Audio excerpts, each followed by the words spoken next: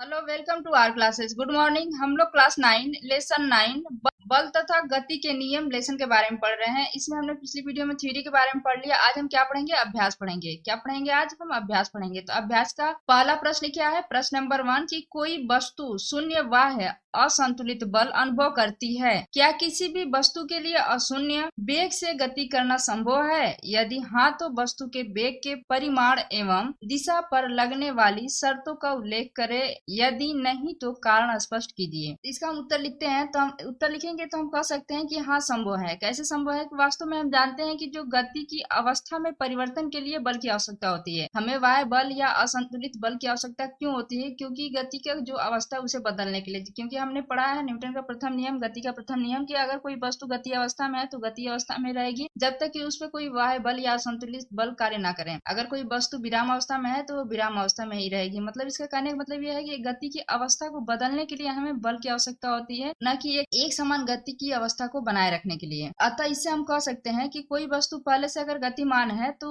वह गतिमान ही रहेगी जब तक उस पर कोई वाह्य बल ना लगाया जाए या असंतुलित बल ना लगाया जाए। अतः हम कह सकते हैं कि कोई वस्तु पहले से ही गतिमान है तो वाह्य असंतुलित बल की अनुपस्थिति में भी वह एक समान गति की अवस्था को बनाए रखेगी। मतलब वो जिस अवस्था में है, अगर गति की अवस्था में है तो गति की अवस्था में रहेगी, अगर वो विराम की अवस्था में है तो वो विराम की अवस्था में रहेगी। या इस स्थिति में वस्तु के वेग का परिमाण तथा गति की दिशा दोनों क्या होती है? नियत रहेंगे। प्रश्न नंबर 2 क्या कर रहा है? प्रश्न नंबर 2 है कि जब किसी छड़ी से एक दरी, बोले तो कारपेट को पीटा जाता है तो धूल के कण बाहर आ जाते हैं। स्पष्ट कीजिए। उत्तर हम इसका लिखते हैं कि दरी बोले तो कारपेट को अगर छड़ी से हम पीटते हैं तो धूल के कण बाहर निकल आते हैं। इसका कारण यह है कि छड़ी से हम दरी या कारपेट को जब पीटते हैं तो जो दरी के कण है, मतलब कि एक उसमें कण हुआ, एक धूल का कण और दूसरा क्या है? ये दरी के आप देख रहे हैं जो रेसे होते हैं, मान लीजिए उसमें रेसों से मिलकर दरी तैयार हुआ है, दरी के कण होते हैं। वो तो गति अवस्था में आ जाते हैं, लेकिन परंतु जो धूल के कण होते हैं वो विराम अवस्था में ही रहते हैं। किसके कारण वो विराम अवस्था में रहते हैं? वो विराम जड़त्व के कारण वो विराम अवस्था में रहते हैं। परंतु विराम जड़त्व के कारण धूल के कण जो है वो विराम में ही बने रहते हैं और दरी या कारपेट के कणों से अलग होकर बाहर निकल जाते हैं। मतलब हम दरी को पीटते हैं तो दरी के कण जो है वो तो गतिमान हो जाते हैं, लेकिन जो धूल के कण हैं वो गतिमान नहीं हो पाते। मतलब वो विराम अवस्था में ही रहते हैं, जिसके कारण वो दरी से अलग हो जाते हैं। अब वो विराम अवस्था किसके कारण रहते हैं? विराम जड़त्व के कारण। विराम जड़त्व क्या होता है? कि प्रत्येक वस्तु का वह गुण जिसके कारण वह अपनी विराम अवस्था में परिवर्तन का विरोध करता है, मतलब कि वो उसी अवस्था में बना रहना चाहता है। प्रश्न नंबर 3 है कि बस की छत पर रखे सामान को रस्सी से क्यों बांधा जाता है? इसके बारे में हम लिखते हैं। इसका उत्तर हम लिखते हैं कि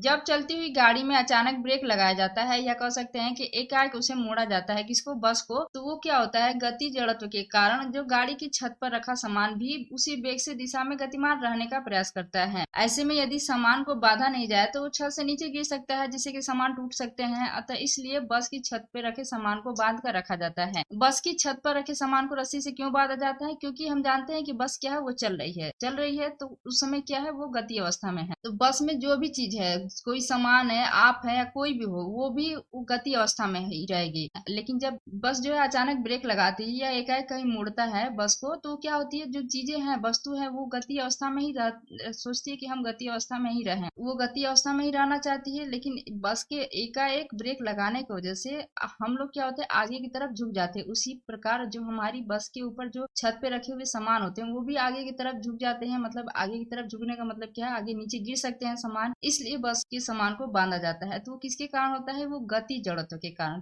गति जड़त्व का मतलब क्या होता है? कि प्रत्येक वस्तु का वह गुण जिसके कारण वह एक सरल रेखा में अपनी गति अवस्था में परिवर्तन का विरोध करता है। मतलब वो गति अवस्था में ही रहना चाहता है, उसका विरोध करता है। प्रश्न नंबर 4 क्या कह रहा है? प्रश्न नंबर 4 है कि किसी बल्लेबाज द्वारा क्रिकेट की गेंद को मारने पर गेंद जमीन पर लुढ़कती है। कुछ दूरी चलने के पश्चात गेंद रुक जाती है। गेंद रुकने के लिए धीमी होती है क्योंकि ऑप्शन ए दिया है बल्लेबाज ने गेंद को पर्याप्त प्रयास से हिट नहीं किया। ऑप्शन बी है कि वेग गेंद पर लगाए गए बल के समानुपाती है। ऑप्शन सी है गेंद पर गति की दिशा के विपरीत एक बल कार्य कर रहा है। ऑप्शन डी है कि गेंद पर कोई असंतुलित बल कार्य कार्यरत नहीं है, अतः गेंद विराम अवस्था में आने के लिए प्रयासरत है। इसका आंसर क्या होगा? ऑप्शन सी सही होगा। कौन है कि गेंद पर गति की दिशा के विपरीत एक बल कार्य कर रहा है। हमने पढ़ा है कि गति के प्रथम नियम से कि कोई भी वस्तु हो जिस अवस्था में है, जैसे कि कोई वस्तु अगर विराम अवस्था में हो, विराम अवस्था में रहना चाहती है, कोई वस्तु अगर गति अवस्था में है तो गति अवस्था में ही रहेगी, जब तक कि कोई इस पे बाह्य बल या असंतुलित बल कार्य ना करे। तो इसमें बता रहा है ना कि जो गेंद जो है रुक जा रही है, इसका मतलब क्या है कि कोई बल उस पर कार्य कर रहा है। इसलिए हम कह सकते हैं गेंद पर गति की दिशा के विपरीत एक बल कार्य कर रहा है, जिसके कारण क्या हो रहा है, वो गेंद रुक जा रही है, मतलब गेंद रुकने के लिए धीमी होती है। अगली वीडियो में हम अभ्यास का अगला सवाल लगाएंगे। Thank you for watching. Please like and subscribe my channel.